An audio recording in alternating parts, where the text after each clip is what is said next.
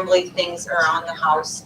It manages your costs, so there's no, you know, whether it's a $700 furnace or a $50 kind of repair, it evens that out, so you're never gonna have to be hit with that $700 or $1,000 cost.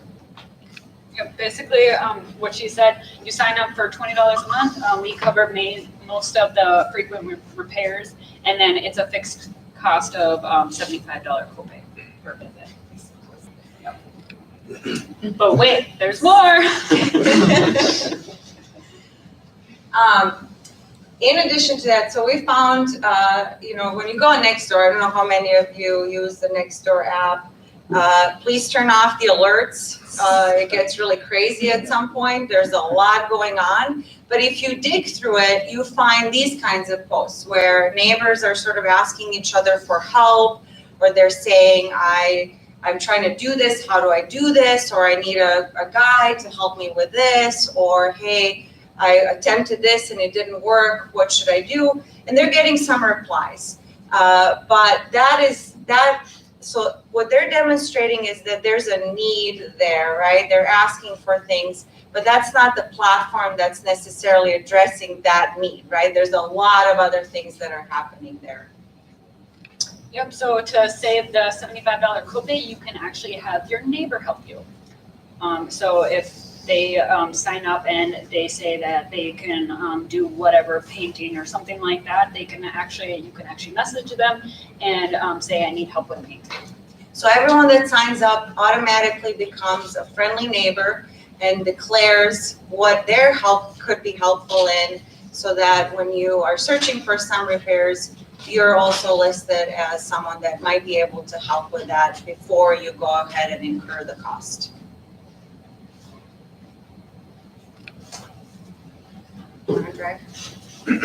So, you gotta switch out of the.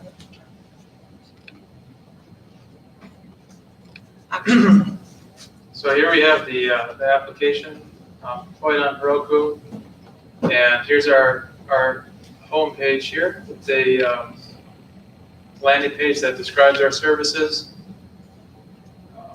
So as Irina said, you sign up, you register with what skills that you're capable of providing, and as you log a ticket or a need that you have for something to be repaired, it searches the database and brings back to you all the neighbors close to you that could fulfill that, and then gives you the option to schedule a contractor, and that becomes scheduled for us. So I'm the one that actually designed this homepage as well. Meet our handyman, scroll down. Yep. You gotta mute. And men and women. Yep, and we even have some excellent reviews already. Oh, yes.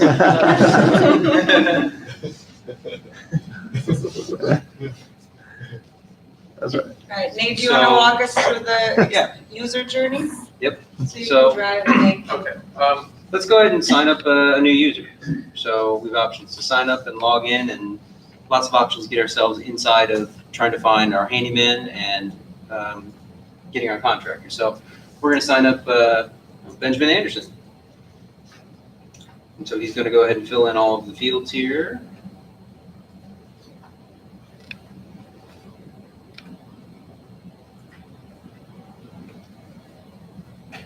And one of the tech stacks that we did use is using is authenticated. So you have to have a unique email, unique password to be able to log in. So as he's going down here, now we're in the port of what is he handy with. So he's going to go ahead and make some selections here about the items that he feels that he'd be capable of helping a neighbor with.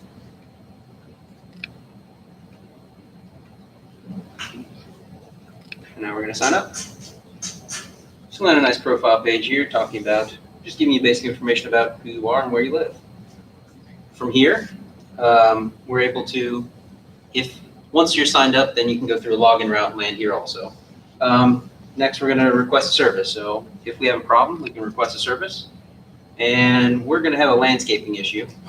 I know we are. And we're going to have with that patio steps and walkway fixes. We're gonna have that problem. All of it works though. Okay, just the best results. We just have most results populated in this one. So we're gonna go ahead and what this is doing is it's giving you the selections to put together your repair ticket. So the ticket is gonna go out to either your handyman or to talk to your neighbor about what it is you're looking for. So we're gonna submit the ticket. And now we're here to our page where we can go ahead and try and message one of our neighbors if they're gonna be helpful with this item. Or down at the bottom, we can schedule a handyman. So now we're gonna schedule and we'll confirm that and then we'll start the process of setting up the Calendarly and the email going out to be able to set that up with the handyman. So, which we did not do yet. So that is that's the functionality of the handyman plan website. So we can talk a little bit about, so Yuri and I, if you want to start about what you did. Yeah, like I said, I designed a few of the pages. I did the front end and helped with the top header and footer and stuff on the other pages as well. I worked on the forms and some of the client-side functionality of forms. I worked on the back-end model, so we had 4 tables. We had, let's see if I can. We stunted the system here. Actually, Nate, do you want to talk about yours? Let's see if I can. Sure, certainly. So I took care of a bunch of the JavaScript, cleaning up merging issues, because of course we all had merging issues of, we were kind of working on top of one another. So cleaned up all that, routing, yeah, and then the map API portion of it, yeah. That's, And authentication. and the authentication, that's right.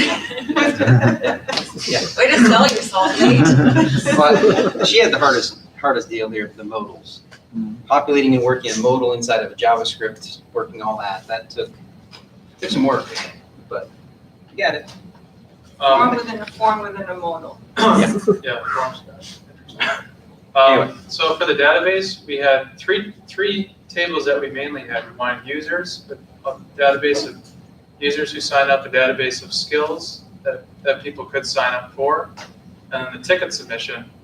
And then with the users and skills, we wanted to create a many-to-many relationship. We wanted a user to be able to have, to be related to as many skills as they wanted to be.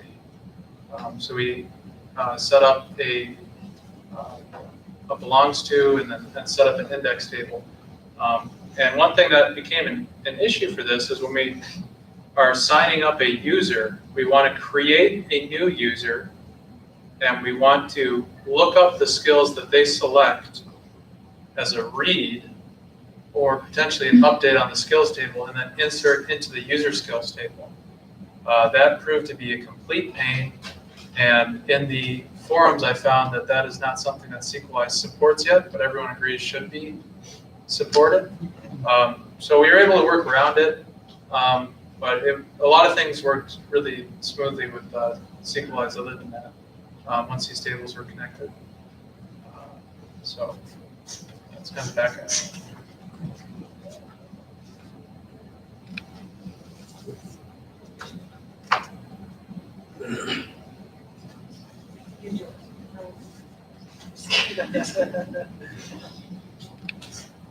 All right, so this is just kind of an overview of the process and then our tech stack. And the short wish list, obviously this could have a lot more, including payment processing, user set distance for neighbors within app chat, profiles for handyman, all of your tickets and handyman saved, and sort of all of this logging within profile that can happen, and payments and those kinds of things. But yeah, maybe project 3 could be like building on project 2. Just an idea. So yeah, that's the handyman plan. Cool.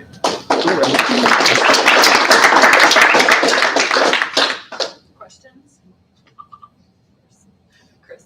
So Ben, you mentioned a few things, kind of working with the joins with Sequelize and kind of how you ran it problem. So, did you end up still using that foreign key relationship, or did you just kind of set it up yourself, or how did you We work? used a foreign key relationship for, that worked really smoothly for reads and for updates or inserts that went across all 3 tables. Yeah. And then there was that issue when you needed to insert only into 2 tables and do a lookup on the 3rd table, that we had to work around that. But setting up a foreign key, connecting the user and the skills table through the user skills table index worked really great once that was set up. Sure. Yeah. Super easy. Cool. Great. As far as authentication goes, and you guys what do you end up using again? I used Passport and Decrypt, and we've done that. So what was your biggest challenges with Passport then? Setting it up before debugging and testing. Oh, God. Yeah. So I got a little ahead of myself in that. I did throw that in there and started throwing some weird errors from the client side to the server side. There was some communication weirdness that happened there. But yeah, by using this, you have to have a unique email, and it does salt out your password inside of your database and it knows how to pull that back and get the correct user. So Oh, nice. it wasn't, it took 3 or 4 different packages to run, but it's good. Yeah. It seemed to work real nice. That's great. Eva, with the modals, what was your most challenging part working with the modals then? So first of all, we had a visual first form, right, with the images where you're selecting. And then based on that selection, we were dynamically populating another form within a modal. So there was a lot of sort of type and ID issues, and then also extracting the information in a way that you're getting the category and you're getting an array of your subcategories that's like ready to be ported into the database. So that took a lot of sort of trials and errors. Cool. Good. Coming for you. Your design, so it looks really good. So did you just end up using Bootstrap then, or was it? Okay. Okay. Any challenges you ran in with that? Did you kind of find I think the biggest challenge actually was trying to get the styles with the forms, because there's styles in forms too. Sure. And everything, and then trying to correlate them together. We tried to do iframe, or I tried to do iframe, and it ended up not working out. Yeah.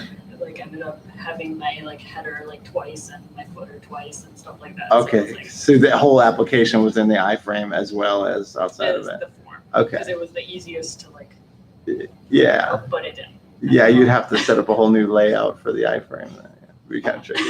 But yeah. Okay. One last question we'll open up to the class. Where'd you get all those spiffy icons from? What is that website called? I don't know what that website is called now. But there's a Glyphy? website. No, this is Was all it- part of her, Oh, part of the theme? part of the theme, yeah. Awesome. All preloaded to the theme. So Nice. that helped a lot of the CSS Well, and stuff. the icons were on a Icons were- certain, Okay. yeah, I don't know what the name of it. Okay.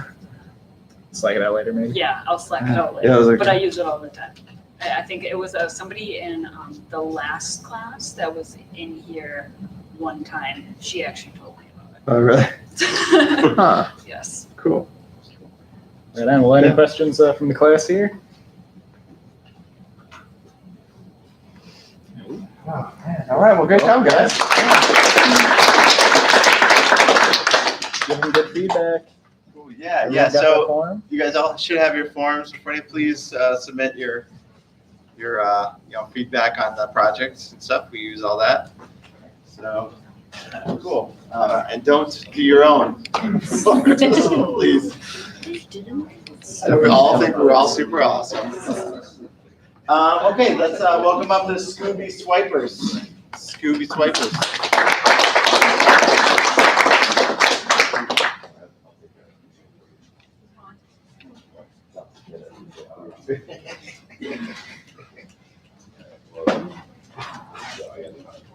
And the added stuff. Okay.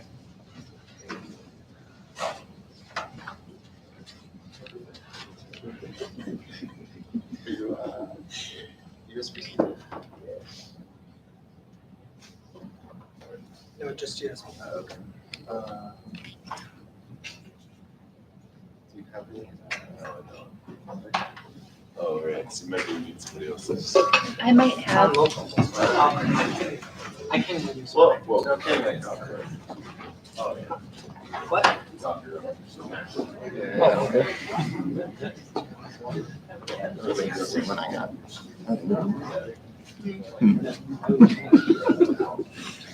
Does anybody have a, which one is it? A display port to HDMI? No, it's just USB. There was a.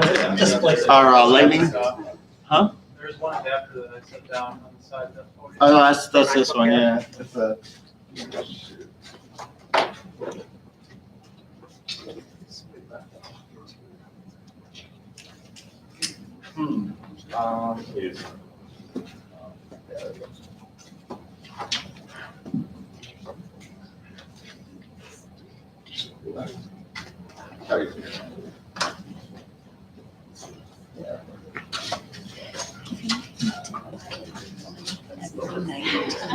Swiss Army adapters. Something, yeah.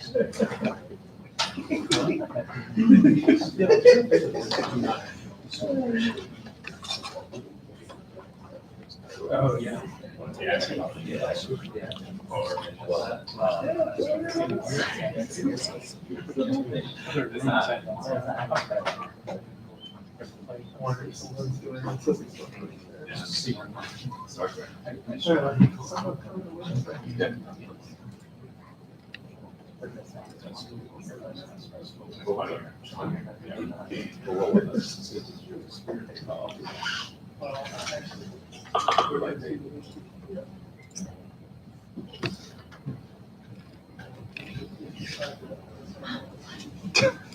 I'm in.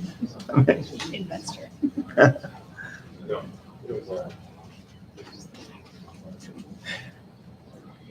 all right, let's do it. Hello, everybody. We made an app called the Barker. Wait, I have a PowerPoint. Let's go there.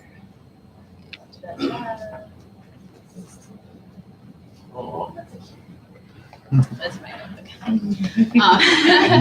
So we're a group, the Scooby Swipers. We made an app called the Barker. It's basically like a dog dating app, kind of think like Tinder and Facebook, you know, like social media, connecting dogs. I don't know.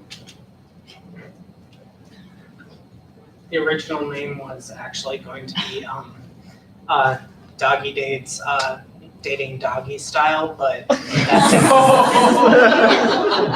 didn't fly.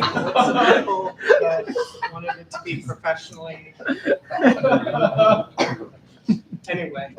But essentially, we were thinking, you know, if you have, let's say, one person that has a dog that they would love to breed and continue that gene pool, but they have no one to breed it with, there's really no good resources out there, right?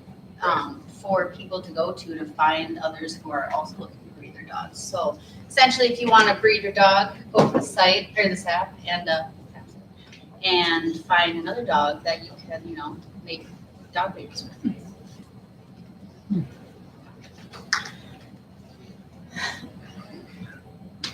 This kind of just goes over what I just said. Like kind of like Craigslist meets Tinder in a way. Kind of. It's cryptic.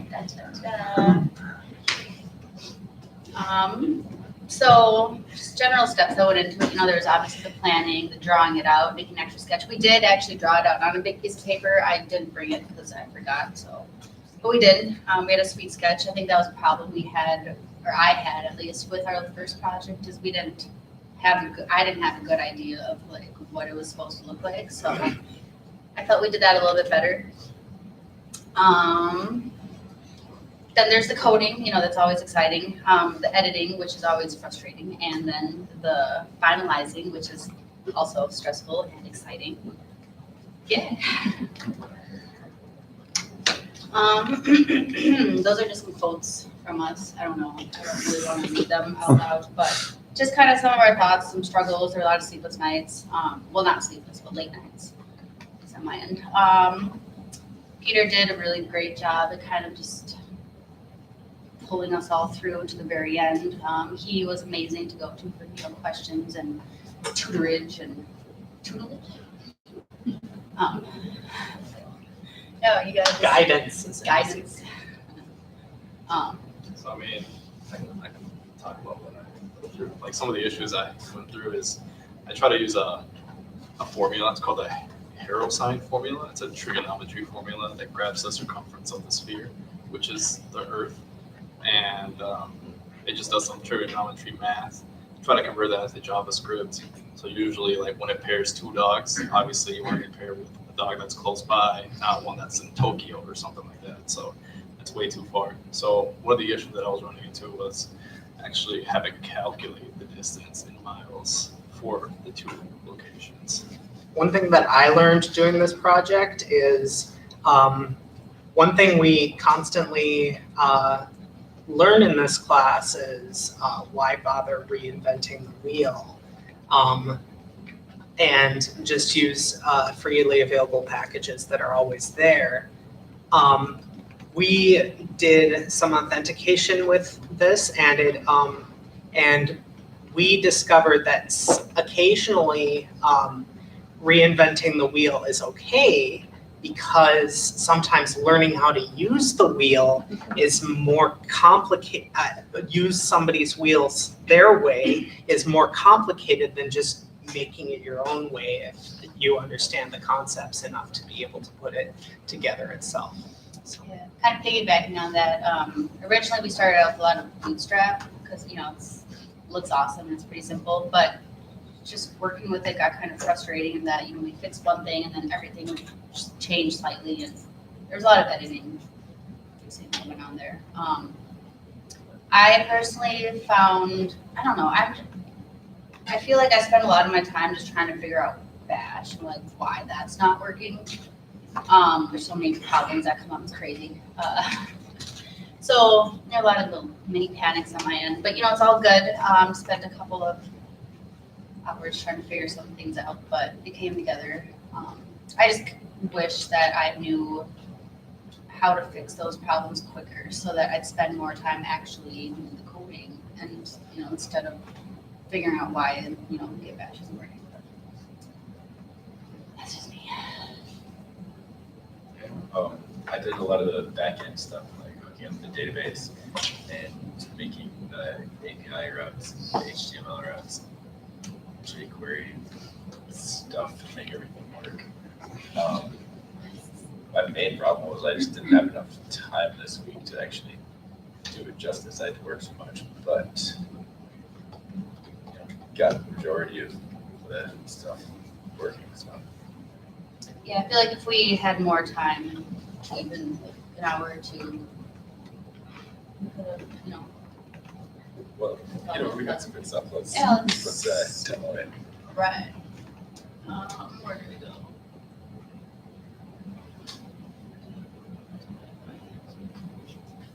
So, let's just make a new one.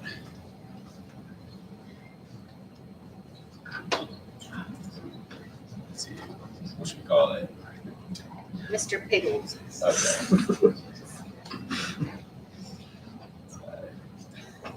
It's 9 years old, let's say. It's got to be a pug with that. Well, probably Minneapolis, right? Minneapolis.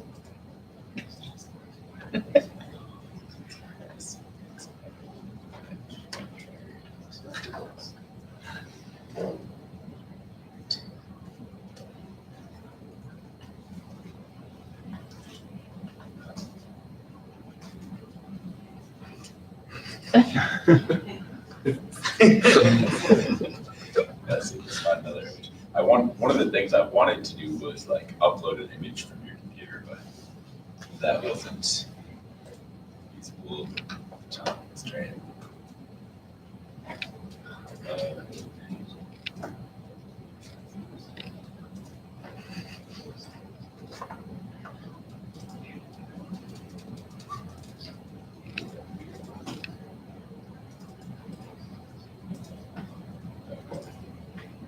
Passwords to match. That's true. Yeah, I know. Mhm. Whatever. Okay, so there's Mr. Pickles, and here's our first match. Apollo. Do you like Apollo? No. Say what else? Back to nothing. Okay, that's so send a message to you. Hi. All right, well, what else we got? And we can look at that.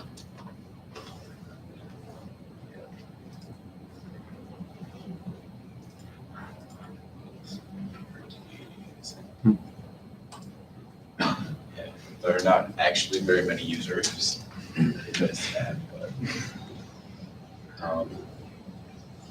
other things that we would like to do. Being able to upload pictures. Next message is tell you that you got message. Also, you know, we could include like a settings page, you know, if you wanted to create, or go through the filters and like search for a specific type of dog, but we would need a lot more dogs to be able to do that. Right. Oh yeah, maybe like say only within 200 miles or whatever. Yeah. Yeah. I also wanted to like include like a blog. I thought that'd be kind of fun, like a informational doggy blog.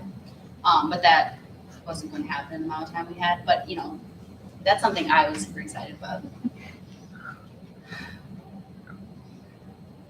do you guys think? So as far as the formula, have it actually display like the distance in miles. 'Cause that was like one of the struggles that I couldn't really figure out.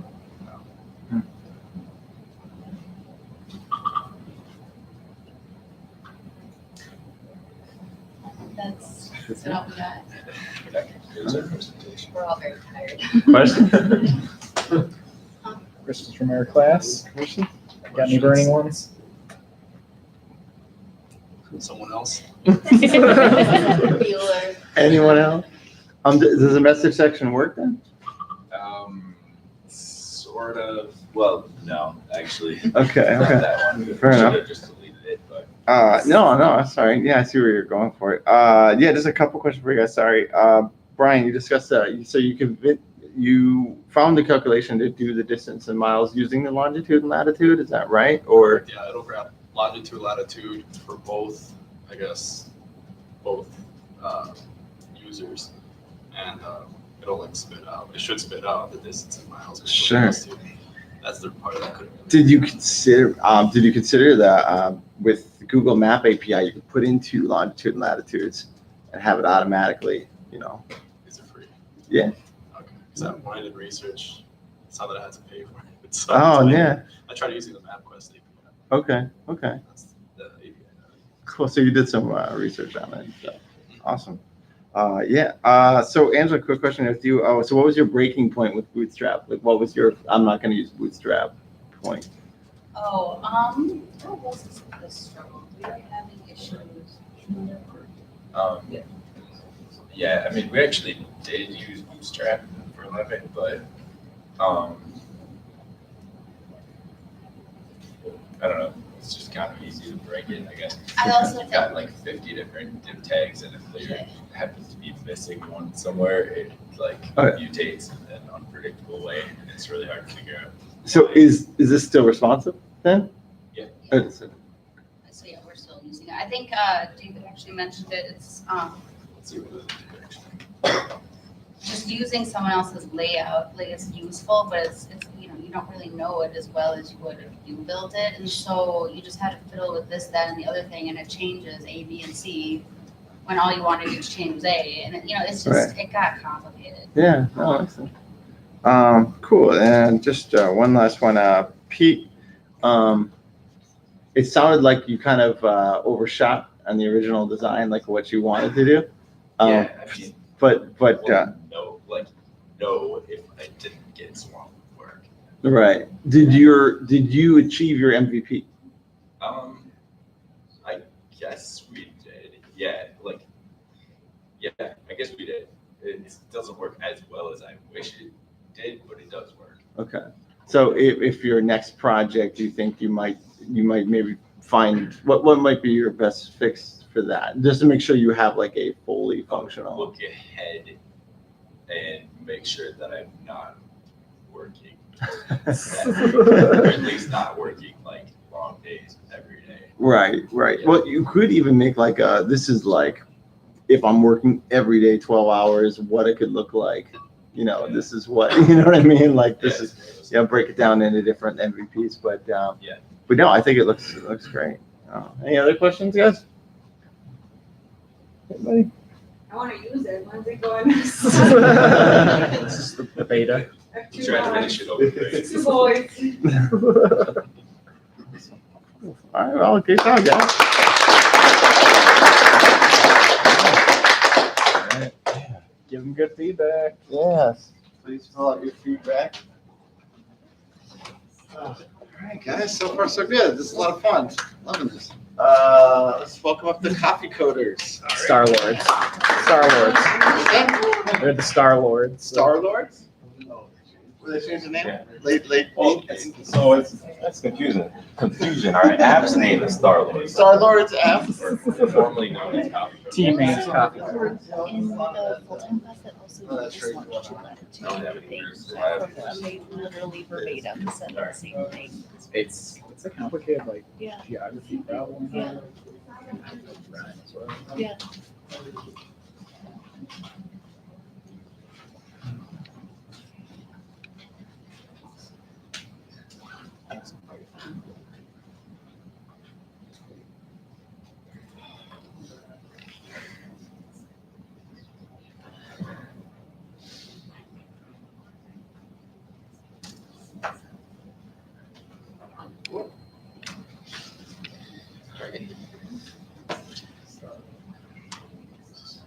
Okay, so we built an app called Starlord, and this is our intro page. Nice. Nice. So app summary, basically, Starlord is an app built on Node and uses Express as a server. And after viewing upcoming events, users can favorite events they wish to monitor, as well as see the best time and day for stargazing in their area in the next week. Views are created within Foundation and as a CSS framework, and ORM database is creation in base of SQLize. Who likes this app? Our audience, nerds, stargazers, people interested in astronomy, of course. And why we wanted to build this app was because we enjoy learning about astronomy and the events that take place within that. We wanted to create a simple app that will make your stargazing search easy, fun, and memorable in your location. So design and front end, I did a lot of research on figuring out a new framework that we would like to use, and I found out about Foundation. Just coincidentally, it is like space themed. So I pulled some colors from their branding and did a few wireframes and mock-ups, so we can talk about that. So there's kind of an example of the Foundation landing page. It was calling to us. It was calling to us. To the right or to the left is kind of a mood board of colors I pulled, and then the logo on the kind of a mock-up on the top there with Randy Savage as the user. Sign in. He loves the star. He loves the star. And then just basically some static pages that I mocked up in Photoshop. This is just the landing page, and then kind of some UI elements, breaking it down on the events. An About Us section, and then I didn't have time to do that. We weren't sure if we were going to do that last section, but we actually ended up doing it in the app. So, we had a lot of crunch on some of our getting everything to meld together. Yeah, last minute stuff. Yeah. So Do you want to talk about technologies or? Sure. what do you want? Well, All right, talk about your front end too, if you want. Yeah, we used Foundation, like Chris said. It was kind of challenging just to get used to the differences between that and Bootstrap or Materialize. That was the main challenge. I think I like Materialize a little better than this, but it's pretty good though. It's all right. And then we used Font Awesome icons. That's about it for the front end. Yeah, so these are the newer technologies. Node.js at this point isn't really new to us, but I'd say it's still a newer concept. Express is still pretty new. MySQL, SQLize, I would say, are fairly newer. And obviously HTML, CSS, JS, JavaScript, and jQuery are kind of old stuff at this point. So, I think that's right. There we go. Yep. So here are some of the NPM packages and APIs we used. Levi integrated Passport. Talk about authentication. Yeah, I had a look. I saw a couple of other groups use Passport, but yeah, it was trying to go through their documentation was a little tricky, but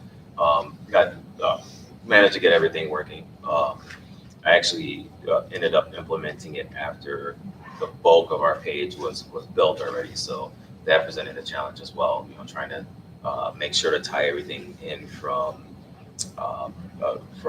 jQuery calls, making sure everything got parsed through correctly, things of that nature. Yeah, in the end, got everything working pretty well. Routing with Passport, it was a little tricky as well, but figured that out. Yeah, it works now. I used Cheerio, which Nate recommended, which was really great. I used that to obtain our events. It was hard to find an API that had all of the Celestial events that we're trying to track. So I basically, to put it bluntly, kind of stole another site's events using Cheerio because it basically just parses markup, and it's very similar to jQuery. It's pretty easy to use. I think we're going to be covering it in class pretty soon, actually. And then we also integrated APOD, which is astronomy picture of the day. You'll see that later when we demo our site, but that just shows every day a new cool space picture. That's available through NASA. And then I integrated Stargazing Time and Open Weather app. Stargazing Time uses Open Weather app, and it basically pulls in the next 5 days, the best time to stargaze based on cloud coverage and time of day. So it has to be nighttime and it has to be kind of clear skies. And then we use request to make calls. All right. So now we'll do a demo here. Let's see. All right. So here's our landing page. We didn't get to putting our logo and everything on here, but you can see it kind of starts with a sign up page. So if we go to sign in or sign up,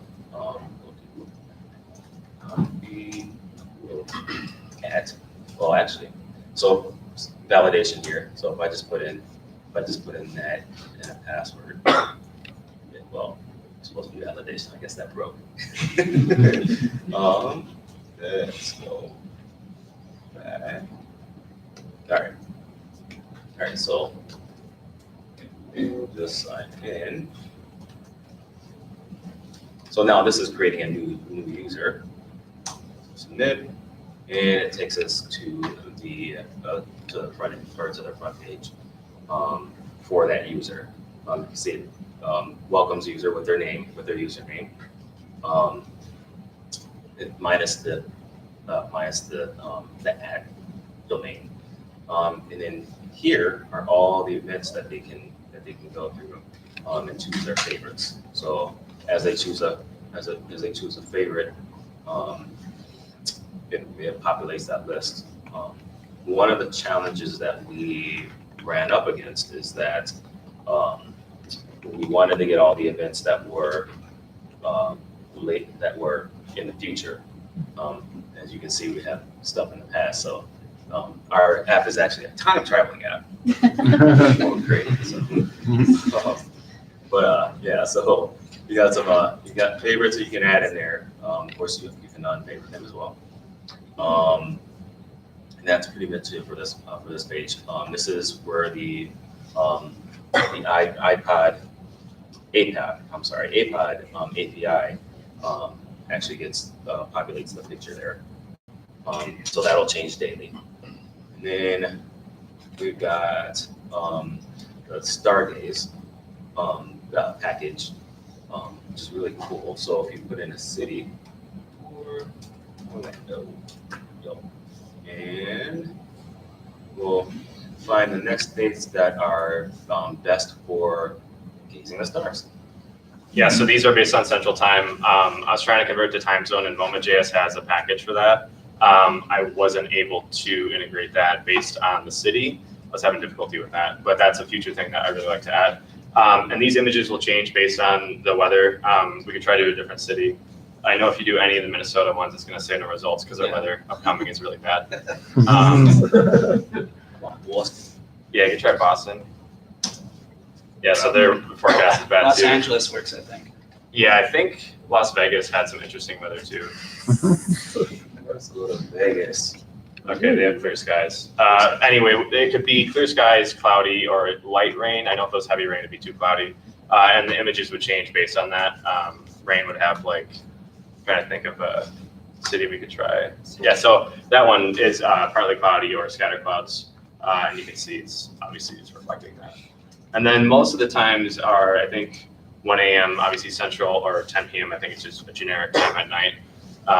And then it is the next 5 days or so. And so home takes us back home. With our favorite still there. And then our about page. Obviously, if anybody recognizes any of that, but it's yeah, thank you. that was Trevor's infinite wisdom using Star Trek as Ipsum. Nice. So, it's pretty awesome. So let's see if we log out here, and then try to log and actually try to sign back up as that user. So where we want to put it, actually, where you actually get an error, but you just get object. I'm not going to show that, but we can actually sign in as that user.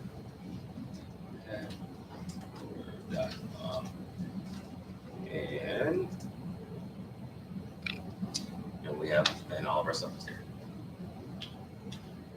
With our populated favorites and our Star Trek Ipsum. So that's kind of it for our demo.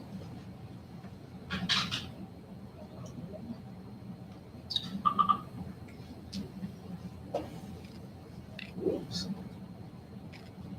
There. All right. So whoa. I don't know what happens. Well, some of the roadblocks, obviously the slide. That's a roadblock right there. Yeah.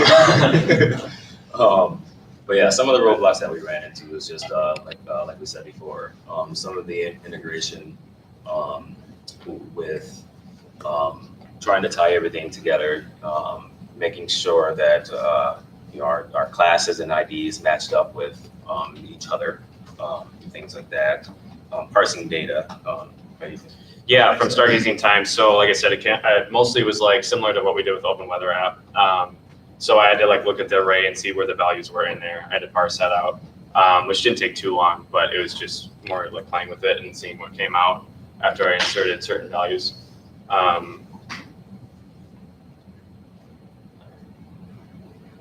And then obtaining the event data, like I was looking at all the APIs I could use, and it was hard to find a really good one that just gave us events versus stuff we didn't really need, or like events for this year versus past events, stuff like that. And then integrating Passport was a little tricky at first.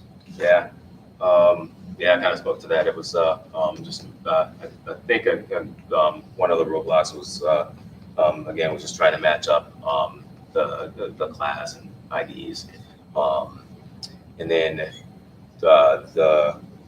the example that I copied was using Bootstrap. And so everything worked in Bootstrap. And then when we went to convert it to Foundation, everything broke. So so it was just one of those things where we just had to kind of go through it line by line and see what was going on. Another tricky thing with Foundation is that with their classes, they have spaces between them, which with jQuery makes it really hard.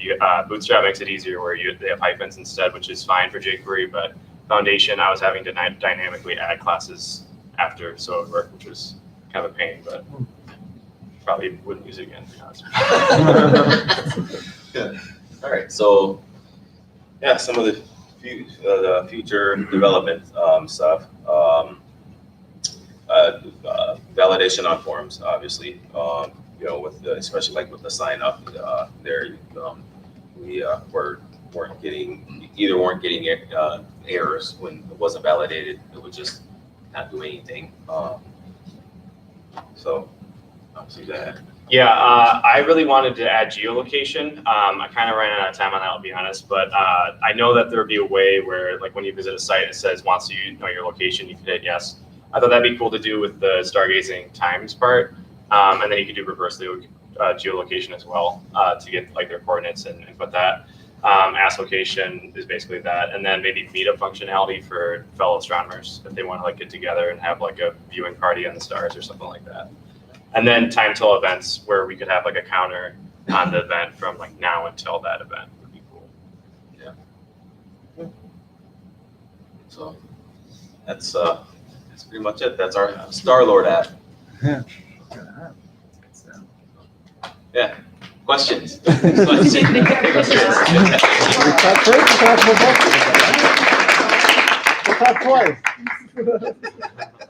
No, this is awesome, guys. This is really cool. So it'd be cool if you could add in a piece to it where you had the clear skies part of it, and then if you had like an upcoming event, you could be like, hey, this is going to be an That ideal. would be really cool. Yeah. Friday night in Vegas is gonna be a great time to see this thing. Yeah. You're not doing anything else. Yeah. I mean, you're a nerd, so Grab your telescope, because I mean that's really cool. So Sam, integrating all those APIs, what was your biggest challenge with that then? Probably, I'd say it was probably the stargazing time one. I was having issues with that getting passed in as like an object, and then I had to convert that into an array, and then pull the values from it. And I was having a hard time getting like it to say what the weather was. It was giving me like temperatures, but I was like, okay, that could also be rainy if it was that hot. Sure. So that was kind of hard to figure out. But Right. It was nice because I already had the Open Weather API key, which you needed from our activity. So that made it easier, I guess. Yeah. Nice. Cool. I did have a question. How are you guys managing the login stuff with Passport? So it actually writes everything to the database. Database, okay. Yeah. It actually uses, I think Group 1 talked about using, that actually uses bcrypt as well. Yeah. So that actually encrypts the password in the database, and then when it comes out of there, it comes out. Yeah. Okay, cool. Yeah, it's pretty cool. Yeah. Any other questions? Just one, maybe. I guess so. I was actually going to ask about the password integration, but for you to ask that question, I'll work out perfect. So, Chris and Trevor, so Foundation versus Bootstrap, what was your biggest, what do you find is the biggest differences between the two? Well, just, I don't know, you used it more than I did. What was the biggest difference? Or were you able to take what you applied from Bootstrap and use that in Foundation? It's a better question. Yeah, like learning how to figure out how to use it. Yes. Sure. Okay. It's kind of with anything, like a new framework, you just buried in all the documentation and copy in. You're so used to Bootstrap, and then the last project I used Materialize, so this is my third framework. So Right. it's kind of like, but out of the three I've used, I definitely like Bootstrap and Materialize better. Okay. Yeah. I think Foundation might have more,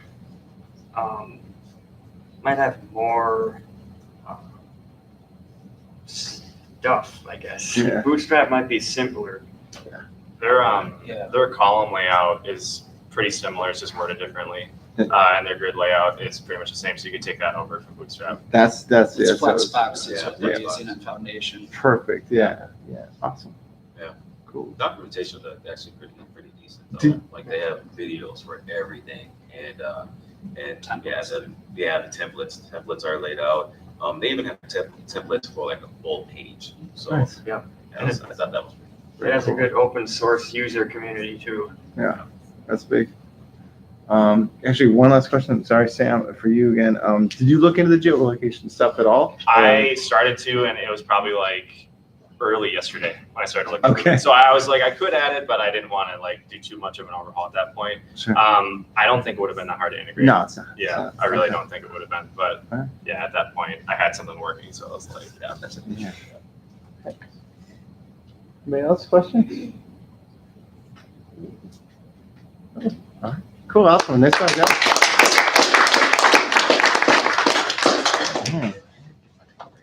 Oh yeah, let's do that. Yeah, good. So guys, let's take a quick 15-minute break, and then we'll jump back in and make sure you do your what do you call it? Your feedback. Will this work? I love Good job. Yeah, there's definitely it's definitely interesting to see there are certain extensions that Yeah. people with the using Hey, we're not talking about sorry. Okay. So for our app. Talking about the API stuff. So we're running. We haven't figured out that. So it works completely on the local It's already done, but the API stuff doesn't so much. but it's just not activating. So we'll be showing locally for now, and then we figure out that stuff. Yes.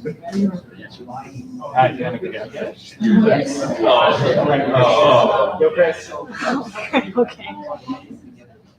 Yeah.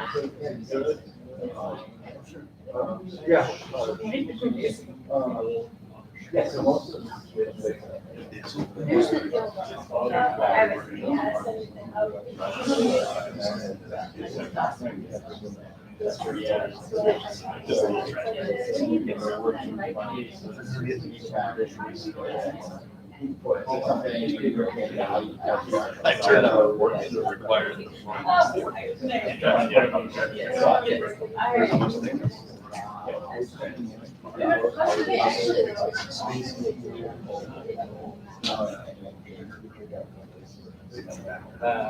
Well, you know,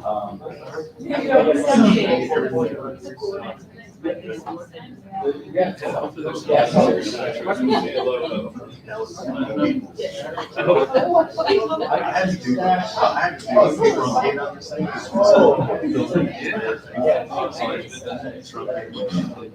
I don't know, man. I think they're usually hashtag.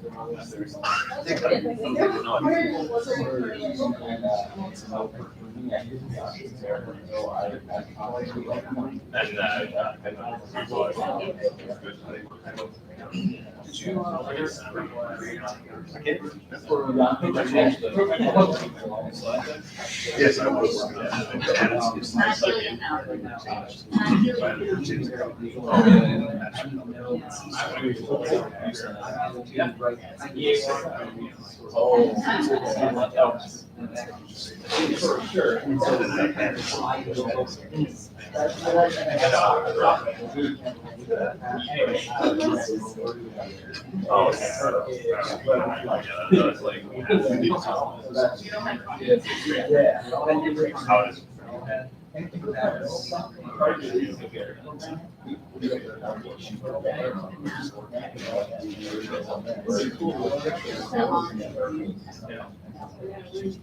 Shows all of this.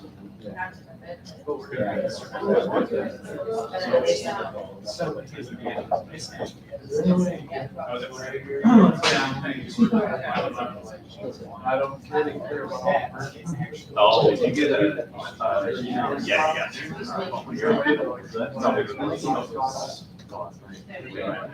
yeah.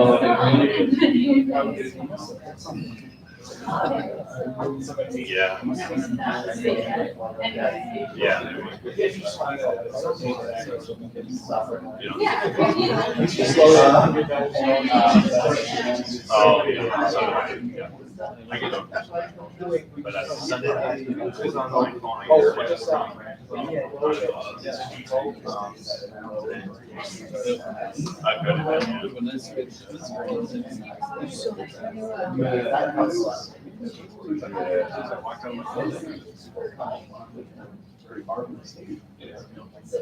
Well, yeah, we work with some things.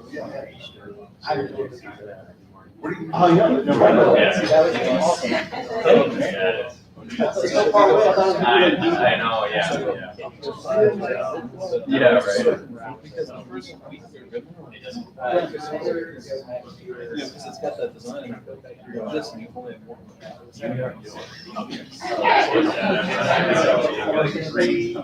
Yeah, you know.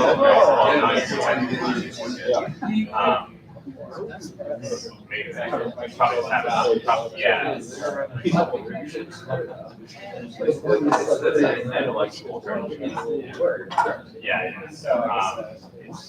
Yeah, it's a good pricing person. So,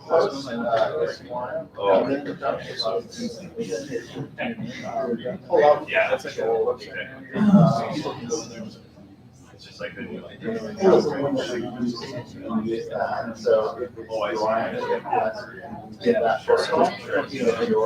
Now I'm basically going back to Yeah, that's funny. Oh, yeah, that's a good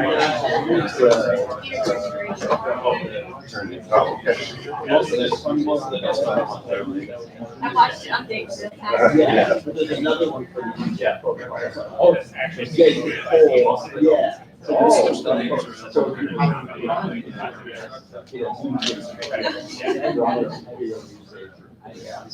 You want to be the guy on the right, don't you? I do.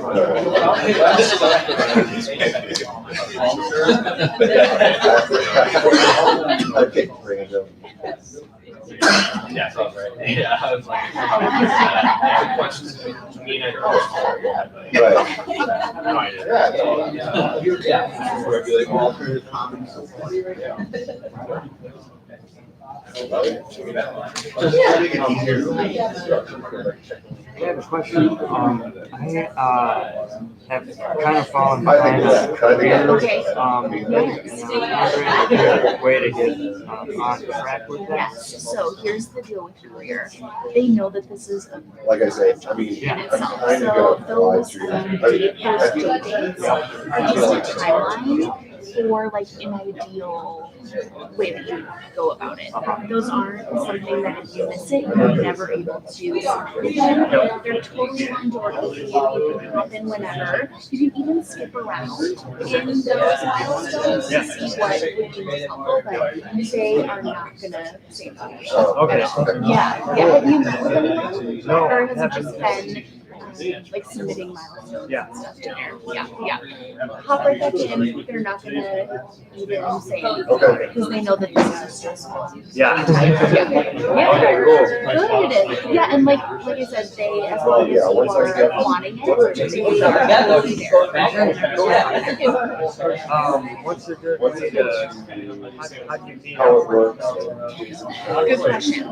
In Camp Spot, you should have, I forget what it says in yours, mine will look a little bit different than this, but you should have something that says, oh, maybe I do have it, career services. Yep. Oh, it's gonna lock me out again, isn't it? I have a very love-hate relationship with career services. Because I think everyone does. Camp Spot, heard of it?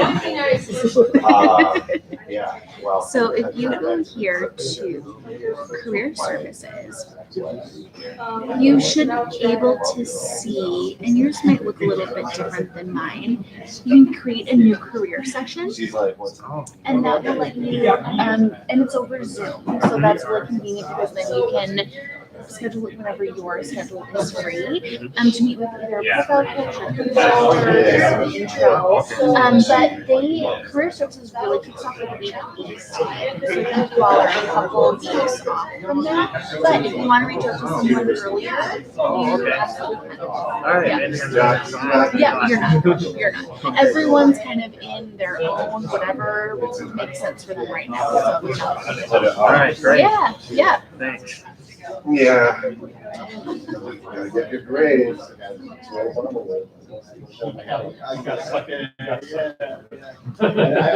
But yeah, I'd like to get back. All my friends are back. Still. I know.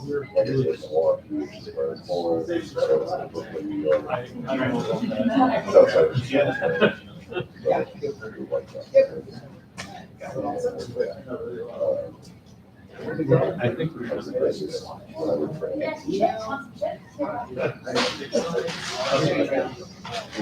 yeah. New York is local.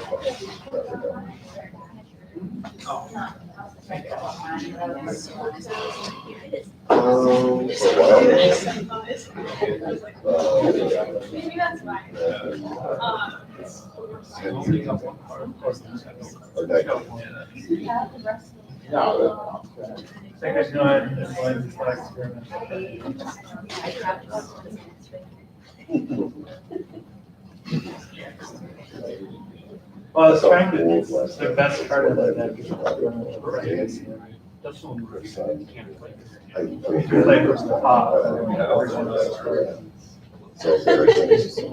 the only reason is because, the reason is because my friend Nancy decided to first round, but I was just like, I can't believe that my friend's children are like, I was actually gonna. I would recall. Yeah. But he didn't get wrong. At least he wasn't one of the most embarrassing. Well, it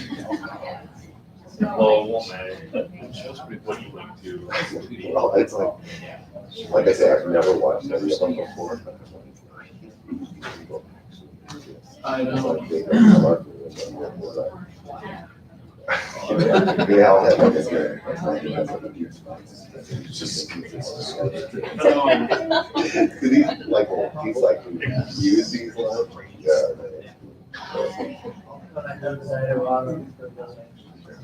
Yeah, I think so. It's a 2-1, right? You know, coming out of the court for you. Yeah, sure. You want to make an announcement now? Give me a. I guess we don't break. I can just give a shout out to institutions. You all, yeah.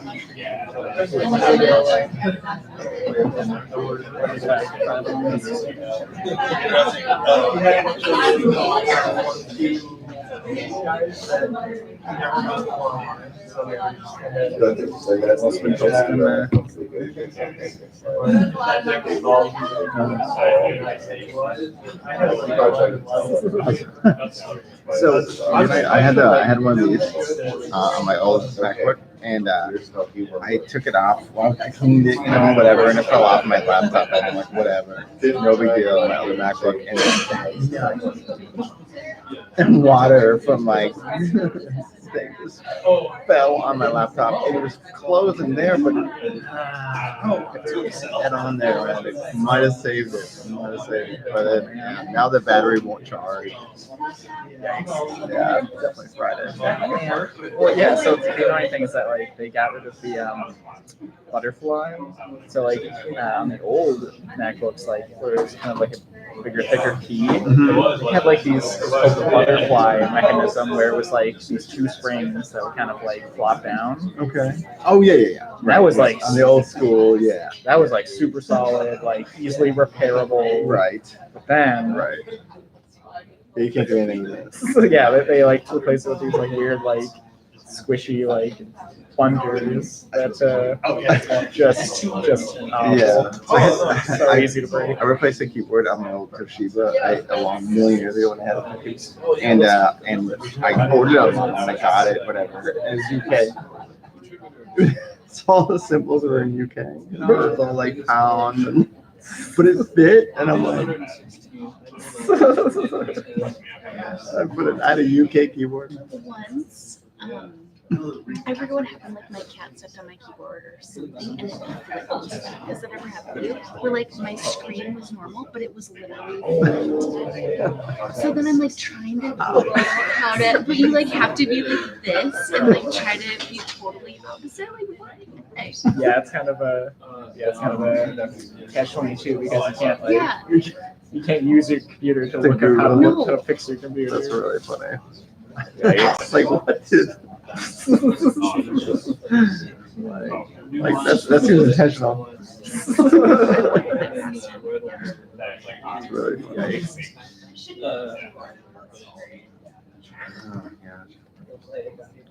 Monday we can look at that. Monday we really need.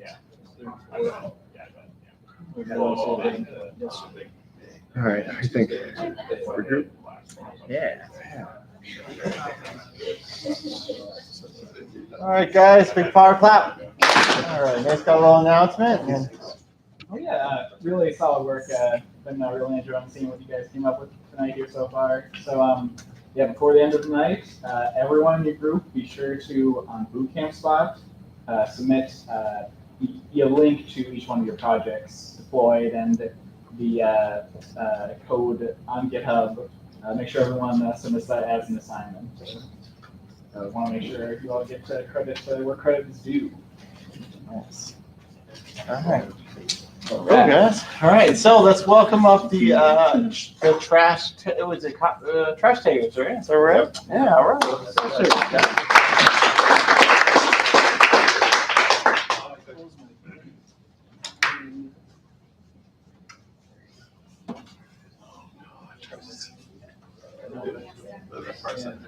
Yeah, exactly.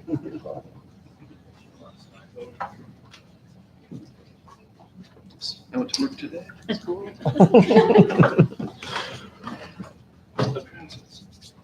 I'll go over here. Okay. Get you on the camera. Gee, thanks.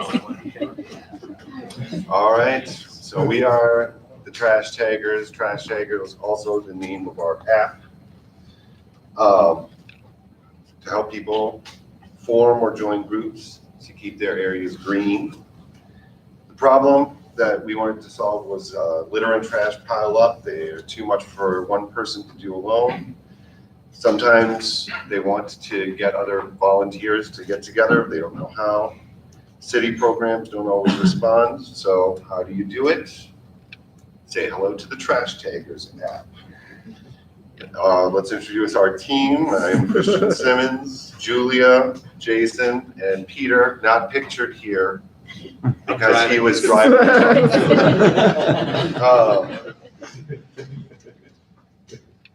Some of the technology that we used, some of the old stuff and some new. We incorporated handlebars, passport. We used Google authentication, Google Maps API, and Moment. So we'll take you through how it works before we actually demo the app itself. First, you choose whether you want to create, view, or join an event. Those are all options on the home page. And once you do that, you'll be asked to sign in with Google. That's part of our Google authentication. Then Jason can take over here. Excuse me. So I guess, so then step 2, once you're logged in, you can start to create an event. And we used Bootstrap form with some validation on the front end. we kept it simple because we weren't sure what we're gonna get into with the Google authentication, so we stuck with what we knew. The other thing you can do is go to view all events, click one of the join buttons either over there, or click into a specific event, view it, and join there too. Then the last part, oh, right, there's a database. We save that information there. And you guys have heard of SQL before? MySQL, that's what we use. And we use that information to go get a route that retrieves information and posts a pin on the Google API, and lists the information returned from the database. What the participants do, the people who are actually. Oh, right. Yeah. We're showing you who's going to be Who's there. joined it. Yep. Yeah. So here, I'll open up the actual app itself. You guys can kind of talk about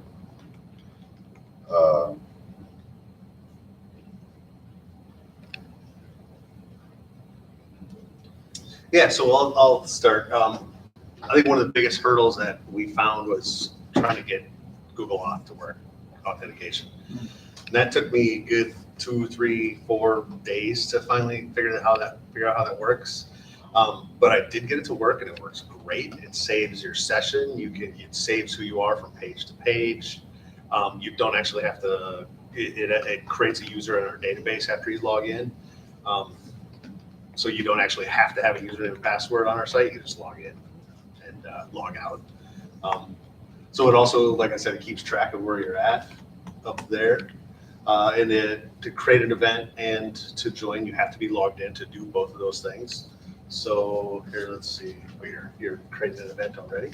And you see, actually, I take the data that's given to us from Google and I populate these form fields automatically for you. So you don't have to fill that out. So yeah, that was one of the most difficult things that we had to do, that I had to do, but I got it working. We also were using the Google Maps API. That was a bit tricky too. It wasn't super intuitive. Their documentation looks great, but it's terrible if you follow it word for word. You have to Google foo it all day long. Yeah, so this basically goes, it takes the address, does a geocache lookup on it. So I'm using 2 different APIs actually, the Google geocache API. So it takes the address, then it takes the latitude and longitude, passes it to the Google Maps API, and then it actually creates the map and the pin. So there's 2 different steps for doing that.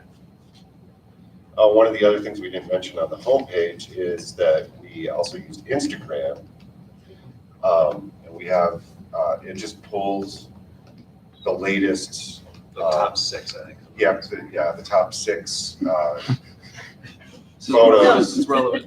Photos. So this is one of the things that I struggled with. So we wanted to be able to use Instagram's open API and NPM package and all sorts of fun things. But after trying 2 or 3 and really believing the message on Instagram's API documentation that their open API was really no longer available because they blocked it down, you basically have to use Facebook's APIs now, and you basically have to be a business, and you have to have a Facebook business page and all sorts of legit things that we didn't have. So instead, we Google flued this, and we're basically scraping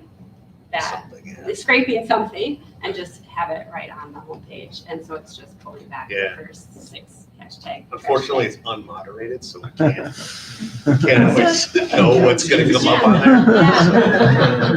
there. Some real weird garbage. Yeah. I think the other, if you go to just an event page itself, not that, oh sure, if you want to join it. I think one of the things that You signed up. Twice, you're gonna be there. Oh, I organized it and I joined it. Right, that's a bug we need to fix. Yeah. Should have planned our demo better. No, so I think one of the other challenges we had, we only had 3 tables, 1 for events, 1 for users, and 1 to create the relationship between users and events. And using Sequelize to create the associations, it was working great until I had to do some pretty cool nested includes. So bring back the event, bring back all of the user events, and then the users that are signed up. Kind of of realize we had our relationships backwards, so that took us a long time to work through. Thanks, Chris. Yeah. And just to demo, log out works too. So it takes me off of there, takes me back. You guys saw me fill out the form that put the new group that I created right to the top of the list there. And you saw that as you join, you're added to the participants. So that's basically the site. I'll go back to our slides here. Well, one more thing I want to mention too is when the authentication I used, I don't know if you guys have heard about middleware. Express has a middleware, and middleware basically it can interrupt any sort of request that happens or response, and you can say, hey, this person is not logged in, so don't let them go to this page. So that's how, if you're not logged in and you try to hit the add event route, you'll actually be forwarded to the home page. You will not be able to add an event until you're logged in. So if you click on that, this will log in. It'll force you to log in. But if you try to hit those routes, if you try to hit any of the routes that you're not supposed to, without being logged in, you cannot.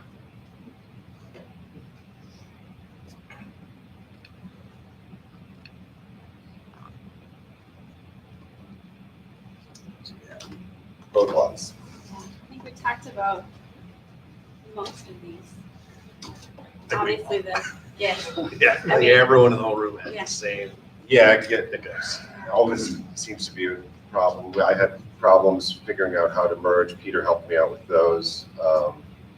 But yeah, it's just, I think that's always something, just getting used to all of us working at the same time.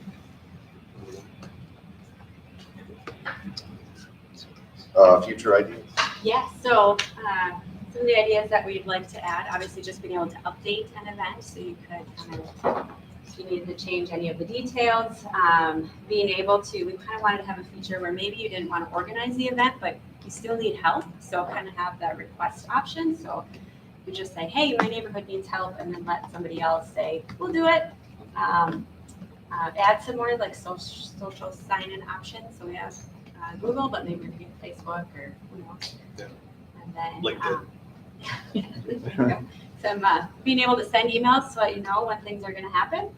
And then I don't know, making the maps more interactive. Yeah, so right now the map just shows you the pin of where it is. It doesn't actually do anything yet. So I was thinking maybe we could add, like if you click on the marker, then it would maybe jump to the page details, or a little pop-up would pop up to show more details, or take you to Google Maps. I mean, there's tons of stuff we can do to make the maps more interactive. Questions? How did you create the header on top of the trash bags? Peter. I just designed that. Yeah. Oh, okay. We had started off with a different one, but it's basically how we did the front end was kind of the same way I did for project one. We would where I hard coded everything. Just hard coded HTML so that we would all have, and said, we all had it so that we could see how each page would look and give us kind of an idea of where we wanted buttons to go. Maybe we wanted to rename them or, whatever. And then we transferred that to handlebars. So. Chris? Yes. So, really challenging taking on OAuth too. Awesome. So you're just storing their Google ID, I presume? And then that contains, if they change their name or change their email, anything like that, that would actually apply to that too. So that's pretty sweet. What steps do you think you would need to take to add OAuth 2 for Facebook? Hopefully there's a NPM package out there that allows it to happen. Passport actually, I think, has it built in. Passport has this thing called strategies, and the strategies are per social per login tool. And so I would imagine they probably have something very similar. I think they unified those. I'm hoping they did. Yeah. But yeah, I think it'd be not easy, but it could be done. Yeah, and really just one more column. Yeah. Now it's Facebook ID. Facebook ID, yeah. Right, exactly. It works the same way. Awesome. Cool. Social media stuff. Just as a side note, there's a social media perception type sites that you can use as API that connect to places like Instagram and Facebook and allow you only to show what you want to show. Oh, yeah. So you can connect to them and then they show. So a lot of sites do that. So third parties. Third party, they manage everything and you go, yeah. And then that's actually what's shown on your site. That's why you go to a lot of big companies and they're showing only the 5-star reviews because they're like, that one, that one, you know, so just that social. No, I've used tools like that before, but at the corporate level, you're talking tens to hundreds of $1,000s for packages. Oh, yeah, and these are, you know, they have like cheap little freebie ones too, but yeah, cool. And then just one other thing and more of another, what steps would you think you'd need to add though? Because the markers sound like that would be a really cool, because then you're like, I'm right here, where are the places around me? What steps do you think you would have needed for that? Well, it depends on how you want to search. Like if you want to punch in like a city name or a zip code, then we could, there's geocode that and then center the map on that location and hopefully show you something. Sure. Obviously, you'd look at the data. Wow, that would actually take some more work to see distances. Sure. I'm sure you could get all that back from Google. Yeah. To check distances and like either set the zoom level pretty close so that there's a bunch or like zoom way out. Yeah, and the setting with Google Maps is depending on where your marker is, it'll automatically resize it depending on how far your markers are away. Yeah. So yeah, awesome. Cool. Julia, working through the joins, what was your biggest challenge about that? God, I missed the day we talked about joins. I think it felt like it should have worked, and like at a fundamental level, I understood how these tables related to each other, and just navigating SQLize and trying to understand why it didn't work the way I thought it would. Yeah. So kind of having that ORM in the middle made it trickier for us, but. Yeah, you'd think they'd have that sorted out, especially because a lot of people use, lookup tables. And I mean, I could have written a raw SQL. Right. We all Yeah. could have, Right. left joins and right joins, but Right. we tried to use SQLize. Yes. Yeah, good point. Yeah, any other questions there? David? So using Google's API or authentication API, does that actually save data into your database as well? Yeah, just the first name, the full name and the email address and the Google ID. Okay. Yeah. So if they try to log in again, it just checks the ID. If they're already logged in, don't create a record.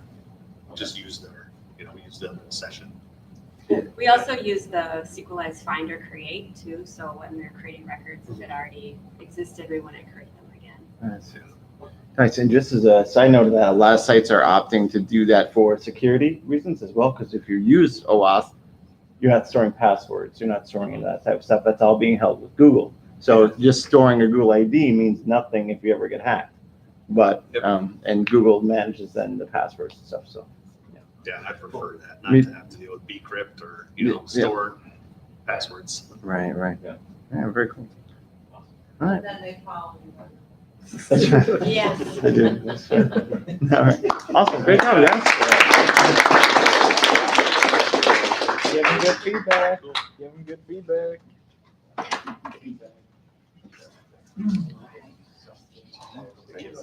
All the way across.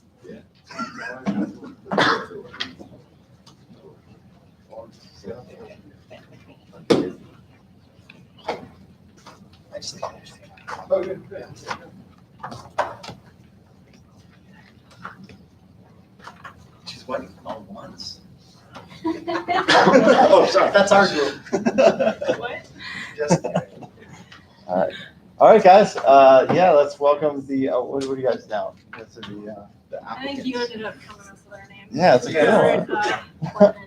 All right, project resume, guys. All right. Hi all, we have created project resume.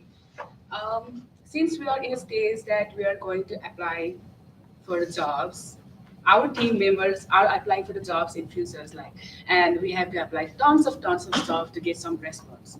So what we decided is, why not we track all those records Why not we track all the progresses that we are having in our job application? Why not we do all the stuff so that it will be helpful future to us? So we created an app called Project Resume. And so it's simply a resume tracker that helps to track all the jobs details that you have applied for, the company and dates, and it will give you a reminder email after 3 days. We have set up like 3 days, and for demo we have set up for like 30 seconds for now. And so as for the user, it can be updated if he is or she is uh, asked for interview. They can update the interview date, they can update the interview name and contact info and some other comments related to that jobs. And if they are offered or rejected, they can record that in our application as well. So all the motivation stuff is that I have explained. The stage we are in is our motivation for right now. So yeah, we're kind of doing this. Yeah. Yeah. So then for our design process, we kind of started by just saying, all right, what pages are we going to need and what are we going to need on each page? As we were kind of generating the idea for the app, like, oh, what do we want it to do? What could it do that we might not get to? How should we plan for that? So that's kind of how we set it up. And then we split ourselves into front end, back end, kind of delegated who was going to figure out what based on what they felt comfortable with. And then we decided what new package to use. We ended up going with a package called Node Mailer, which we'll kind of demo for you later. But yeah, that's kind of what we used for the notifications part of the app. And then something we kind of did towards the end is just kind of like an extra feature. We added an API that provides like recommended jobs for you. And that took a while for us to find one we could actually use because it looked like Indeed was going to be open and they weren't. And then Monster wasn't open, so then we had to find something. But and then just general debugging was at the end. We had like a cores issue and that type of thing. But yeah, that was kind of our design process. Struggles that we faced. Git was definitely a handful.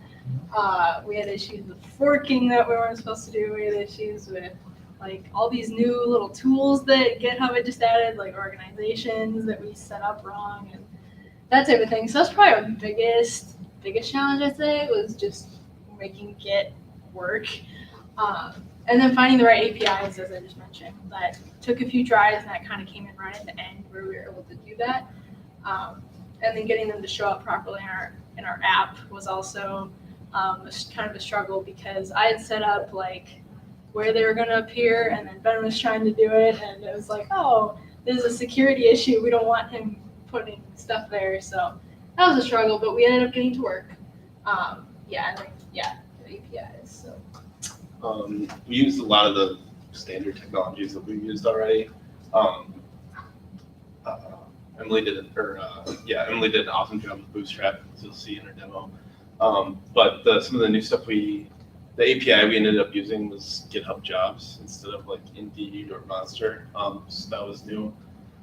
And then we also used Node Mailer was the new package we used, and that is what we used to send out the email. We played around with something called cores to work on like the timing. So one of the things that we put kind of in our icebox is to set it up so you have multiple emails go out at different times in the application process. And then some of the future development we want to work on is creating templates for resumes, so it makes it easier for a person who's applying for a job to easily put together a resume, depending on what job they want to apply for. And then to have like a unique, specific resume list for each user as well, so that they can go through that. And then we tried getting like Indeed's API and couldn't. So one thing we'd like is a better job API to get more recommended jobs for the applicants. And then the other thing I just touched on is to get more reminders. So like if you apply for a job, right now it's gonna send you a reminder 3 days later to follow up on it.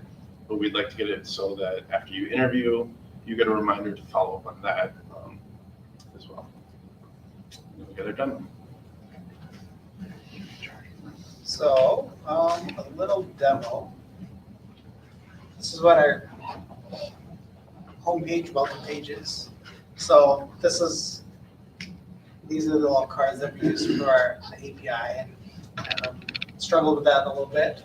But essentially, it's pretty simple. If you want to add a new application, you just put in a bunch of information. I guess I can do that real quick, but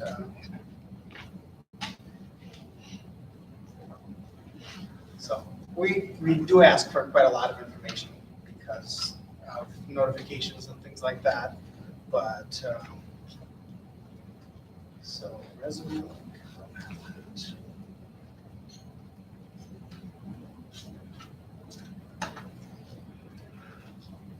So it gets thrown to the database, pull all that information.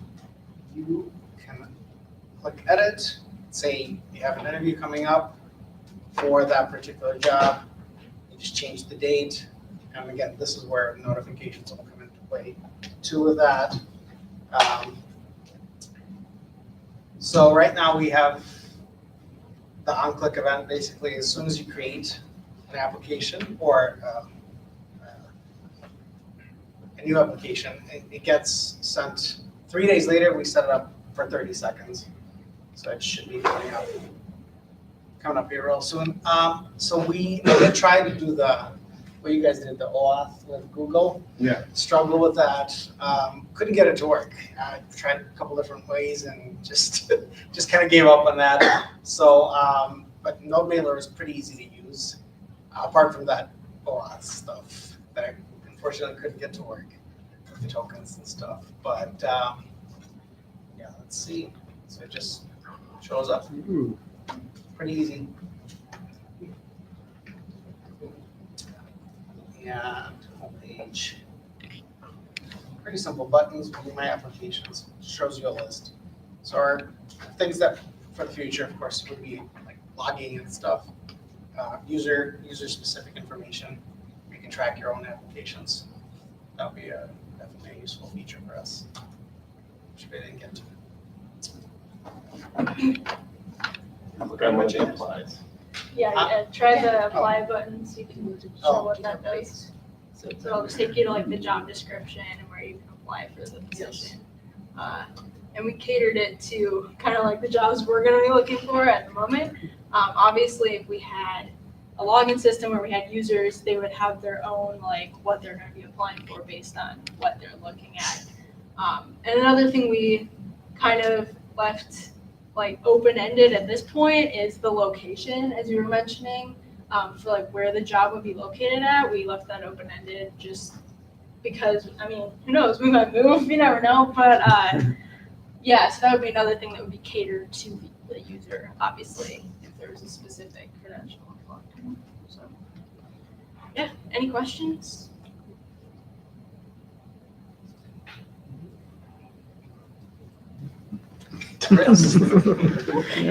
Awesome job. This is fantastic. Really cool. I guess put all this together, and this really like applies to what we're gonna be applying to as a class, right? Like, so that's really cool. So was your issue with the GitHub API? What was your issue with the GitHub Jobs API? Was it just not enough? Yeah, there weren't a lot of jobs on there, and they're like almost all of them were tech jobs too. Yeah. Right. So I guess it kind of worked out for us. Sure. But like a lot of the locations just didn't have any in there. So like when we pulled it, it's pulling from a pool of all the jobs in the US. It's on their API. So like these 4 could be anywhere in the US right now. Sure. So very flexible. Yeah. So in the future, like with the Indeed one, we'd like to have, like you put in, you're in Minneapolis, and so then it filters out all the ones in Minneapolis. And then ideally it would also check and pull like related jobs. So to look at a previous job you had put on that you had applied for, like web developer, and then it would only pull like web developer jobs. Yeah. Or whatever job, you know, 'cause Yeah. it would be like I mean, because it's not called like developer tracker. No, it's a neutral based. We'd like to have neutral based, so it would just be whatever you're trying to find. Yeah, yeah. It looks like you're just pulling back so from the API, you're just pulling back the title description or whatever. Is that? Yeah, and then pretty much and then the link as well. The title, the company, and the Oh, okay, very cool. Okay, awesome. Cool. I didn't hear you guys mention it, but I think uploading resume would maybe be a good feature too, right? Instead of providing a link to it, but just a thought.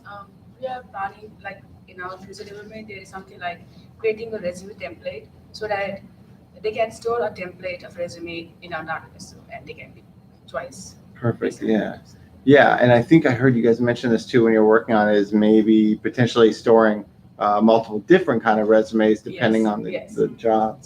Yeah, or even like, I mean, this is going a step further, but like having a place to edit your resumes on here. Like if you find a job right there, you're like, I want to get that done, and you only have one saved, being able to go in and edit your resume in addition to editing your application thing. You can say, oh, I'm going to change this stuff because this job wants this.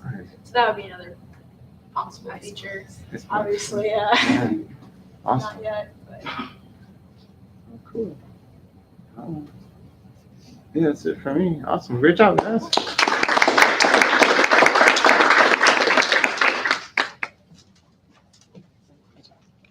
And last but not least, our first getting some good feedback.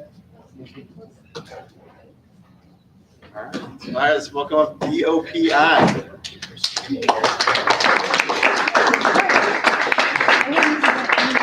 It's not dopey, right? Okay.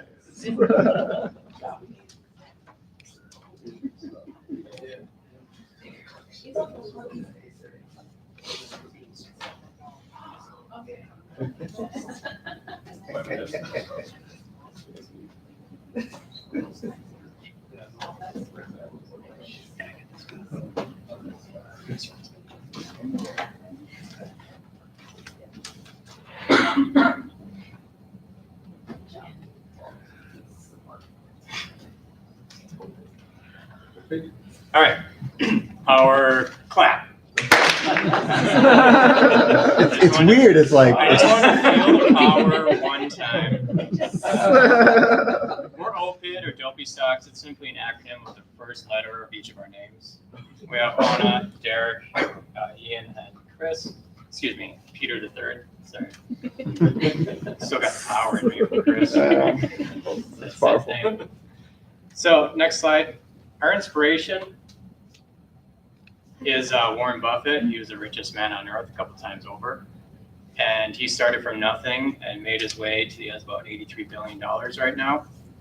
He knows how to systematically invest in stocks over an extremely long period of time and beat the market just about every single year. And since we're inspired by him, and this guy reads annual reports every day, all day, and we don't have time to do that, what we wanted to do is make a way for individual investors who don't have that time to be the best investor that they possibly could be. And the way that we plan to do this is the individual user would input 5 stocks or up to 5 stocks, and we would filter the data for each of these stocks and give them back the filtered data, and they'd be able to choose the best stock to invest in. Next slide. So why do this? The United States stock market is about $24 trillion. The money management business is over $100 billion annually. And individual databases to get into filtered stock data for small time investors is anywhere from a couple $100 to several thousand.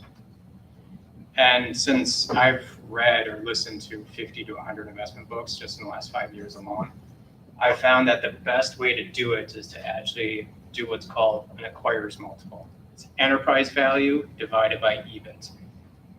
And what it was able to do is, since 1999, they'd be able to filter all the stocks based on this ratio and returned about 6,700% in 19 years. This is the market. This is where that would put it. There's a very faint line down here. You can't really see it. Yeah, I apologize. Yeah, it's down there. Yeah. Right here. And this is a compounding graph, so this is actually like 60 times higher than that. And if you were to have just $10,000 as a regular investor and make those returns continuous for 30 years, it'd be about 5 million to 10 million. 10,000 to like 5 million in 30 years. So next, we're gonna have a demonstration. Now, we didn't get to the final product, but we got the first couple steps there. And it took a lot of back-end work. And Peter is gonna start with the demonstration. So, we basically have some stocks here and there's some. Oh.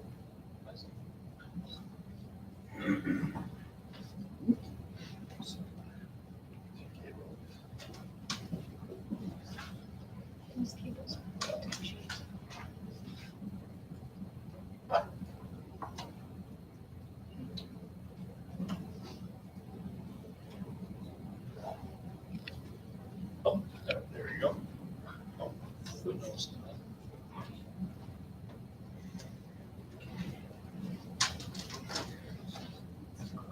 Please stand by.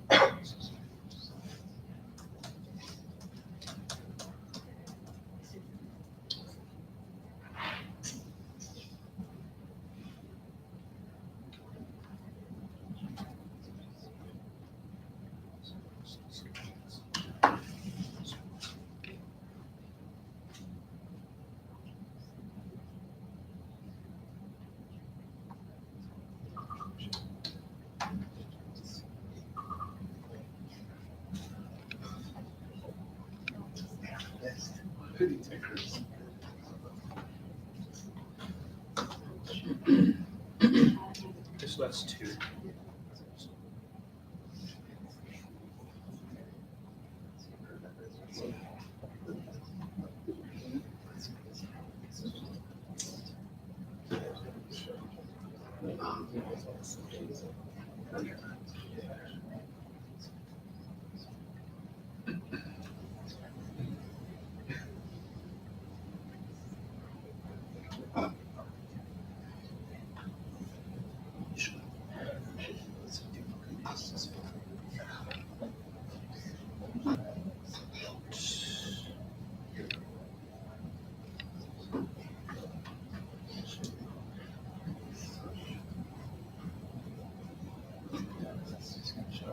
Oh, there we go. Okay. Well, you did a lot of job. That's right.